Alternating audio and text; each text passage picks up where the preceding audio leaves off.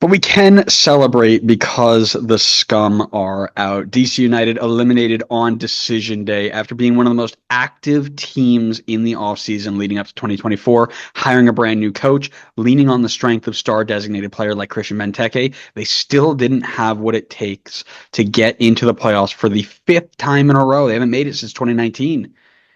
They are now preparing for next season and are not messing around. They've cleared out nearly every one of the players that were here over the last two seasons to prepare for 2025 rebuild. But let's look back at 2024 and see what went wrong.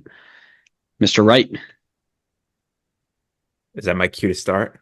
listen, I know you missed a week. I know you haven't done this in a while, but usually when I stop talking, you start talking. That's how this works. Okay. Thank you. Thank you. Yes. All right. So for my first point here, I've gone for terrible keeping, and I was very tempted to just title this whole section trash defense and just go in on the defense as a whole, just considering the fact that they conceded 70 Oh goals. my But God, I didn't even realize that. I know it's a lot. Bro, 70 they goals is they insane. make San Jose look like they were half competent. I didn't think they hit 70. I didn't even see that. I- It's insane to me that I think there might even be more. I have to look, but three teams conceded 70 goals this year. That's stupid. That's insane. But anyway, yeah, so DC conceded 70 goals this year. But what I looked at was their expected goals conceded, or I think it's technically expected goals against. And I found that they were only expected to concede 51.3 goals. Now, obviously, this is a subjective stat, so you can say what you want about it. But again, general trend to me says that this defense should have been better than the one that conceded 70 goals this season. So the way I interpreted this was I feel like it says the defense wasn't too bad. I'm not saying they're great. 51.3 expected goals against is still not great, but that's a lot more par of the course for the league. To me, it says that the keepers let them down. And looking at the stats, it definitely feels like that's the case because neither Bono nor Miller managed to crack 60% save percentage. Additionally, they only combined across the entire 34 game season for two clean sheets. Two. And if we're talking goalkeeper stats, I would be remiss if I did not mention that the two goalkeepers combined for a negative 7.4 PSXG plus minus. So I think I can't remember if you had tweeted this or if you just told it to me separately, but you had talked about them needing to sign a goalkeeper. I think maybe that part of their moves for the offseason was clearing out the goalkeeper spot. So looks like they are maybe doing an overhaul there, but I definitely think that was much needed to get something different in the goal because neither one of these guys was cutting it last season. You really missed an entire week just to go steal my notes and go basically word for word what I was going to say. That's Listen, I got to pick crazy. up where I left off. That's crazy. I will say that there was only one other year where three teams gave up 70 or more goals, and that was 2018. Orlando City 74, Minnesota and San Jose 2018. What's absolutely criminal is there are teams on here multiple times. So San Jose's on here twice, DC's on here twice, FC Cincinnati's on here twice, Minnesota's on here twice. Like, learn your lesson, people. Nah. Goodness me. And all within 2017 or earlier, or later, I mean, which is pretty cool. Yeah, I mean, the goal scoring has gone through the roof in the last like 7 or so years. Yeah, crazy, crazy. But yeah, listen, poor goalkeeper work is exactly what I had as one of my points. It is not a shock to me that DC United is heading into 2025 with zero goalkeepers on their roster. They have cleared them all out and said we are starting from scratch, and that doesn't shock me in the slightest. You were right. I've been on record stating at how underwhelming they've been for a while now.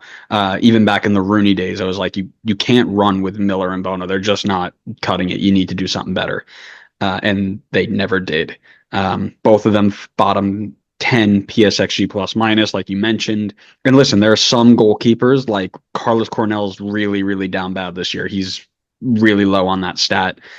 And it's a one off. Like he's been pretty good for his entire Red Bull career, but This is not shocking for either DC goalkeeper. Tyler Miller, who got the majority of the starts in DC last year, he posted a -3 PSXG plus minus in 2023 and was bottom five of all consistent starters, right? They were both really bang average in 2022 when they were with TFC in Minnesota. But you combine that with the fact that they also gave out the second most goals from outside the box in 2024. Only one of those sides who were in that top five made the playoffs, who gave up the most goals from outside the box, and they just lost 5-0 at the hands of their own rival. So clearly, it's a stat that's a little bit telling, and a new goalkeeper is going to be very, very important for 2025. What Yeah, else you got? totally What agree. else you got? Possibly another repeat with you here, but too much reliance on one player.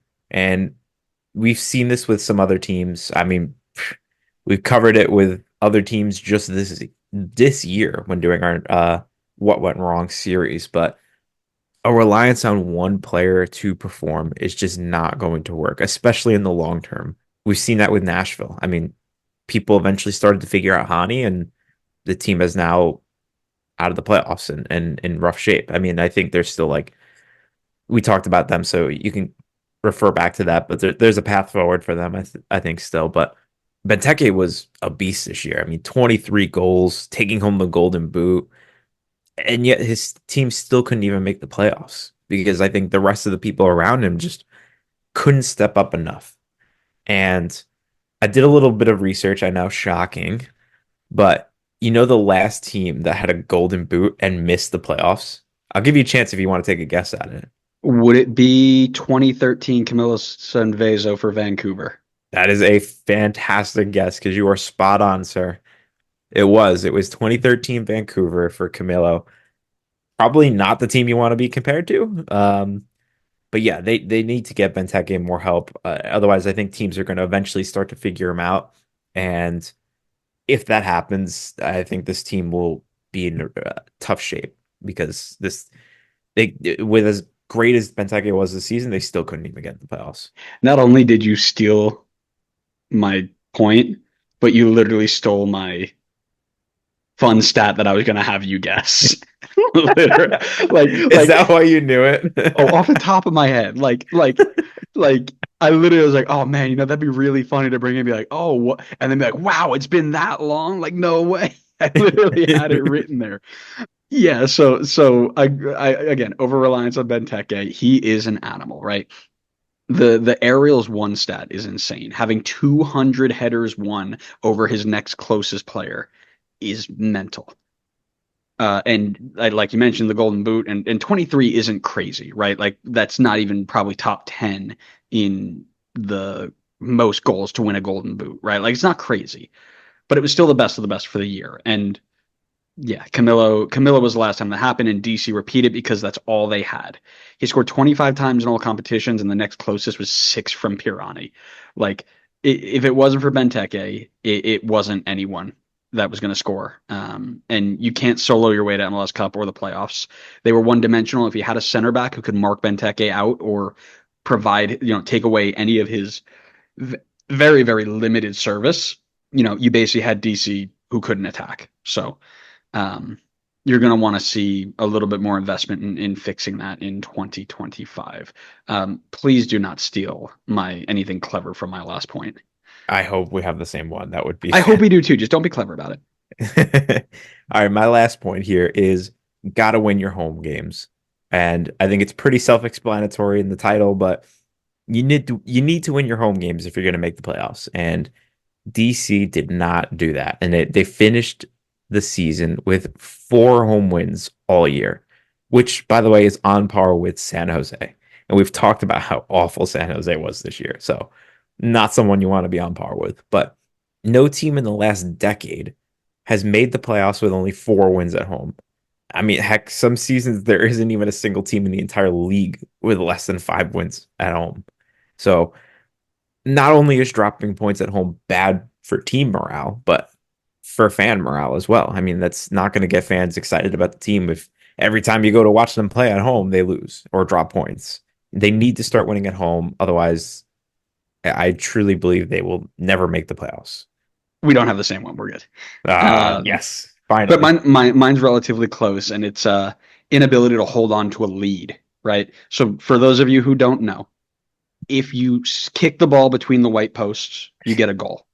And the objective of the game is to make sure that the other team doesn't kick the ball between the white posts on your side anymore.